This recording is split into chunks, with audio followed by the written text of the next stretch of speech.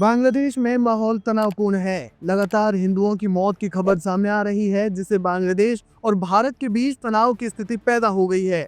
और इस सब के बीच विदेश मंत्री एस जयशंकर का बांग्लादेश जाना दोनों देशों के रिश्तों को फिर से पटरी पर लाने की कोशिश बताई जा रही है।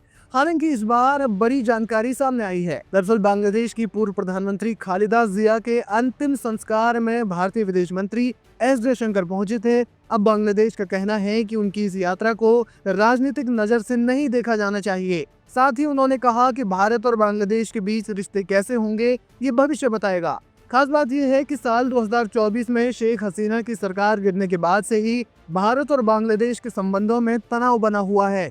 बांग्लादेश की अंतरिम सरकार में विदेश मामलों के सलाहकार मोहम्मद तौहीर हुसैन ने भारत और बांग्लादेश के रिश्तों को लेकर कहा कि जयशंकर की यात्रा छोटी थी, लेकिन वो पूरे कार्यक्रम में रहे और फिर रवाना हो गए। ये एक अच्छा कदम था। हमें इससे और ज्यादा कुछ खोजने की जरूरत नहीं है। इस दौरान कोई राजनीतिक चर्चा नहीं हुई, क्योंकि उनकी यात्रा छोटी थी और पूरी तरह से औपचारिक थी। ढाका ट्रिब्यून के अनुसार जब विदेश सलाहकार से पूछा गया कि क्या जयशंकर की इस यात्रा से दोनों मुल्कों में तनाव कम होगा, इस पर उन्होंने जवाब दिया, आपको इसका जवाब भविष्य में खोजना होगा। जयशंकर ने सौंपा पीएम मोदी को पत्र। एस जयशंकर ने बीएनपी यानी बांग्लादेश नेशनलिस्ट पार्टी के नेता तारिक रहमान को प्रधानमंत्री नरेंद्र मोदी का एक शोक संदेश सौंपा। रहमान जिया के बड़े बेटे हैं। 12 फरवरी को होने वाले संसदीय चुनाव में प्रधानमंत्री पद के प्रबल दावेदार माने जाने वाले रहमान से मुलाकात के दौरान जयशंकर ने विश्वास व्यक्त किया कि जिया का दृष्टिकोण और मूल्य दोनों देशों के बीच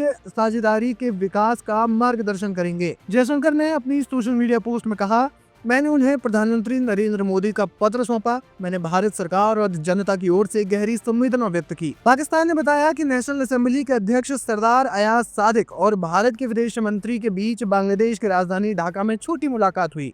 खास बात है कि ऑपरेशन सिंदूर के बाद पहली बार दोनों पक्षों में किसी तरह की मुलाकात है। दोनों नेता जिया के अंतिम संस्कार में पहुंचे थे। नेशनल असेंबली सचिवालय ने एक बयान में कहा कि जब सादिक खालिदा जिया के निधन से संबंधित शोक पुस्तिका में संदेश लिखने संसद भवन पहुंचे, तो विभिन्न देशों के विदेश मंत्रियों और प्रतिनिधियों की मौजूदगी में जयशंकर ने उनसे मुलाकात की और हाथ बढ़ाया। फिलहाल देखना ये होगा कि बांग्लादेश के सियासी हालात आने वाले चुनाव में किस तरीके से करवट लेते हैं।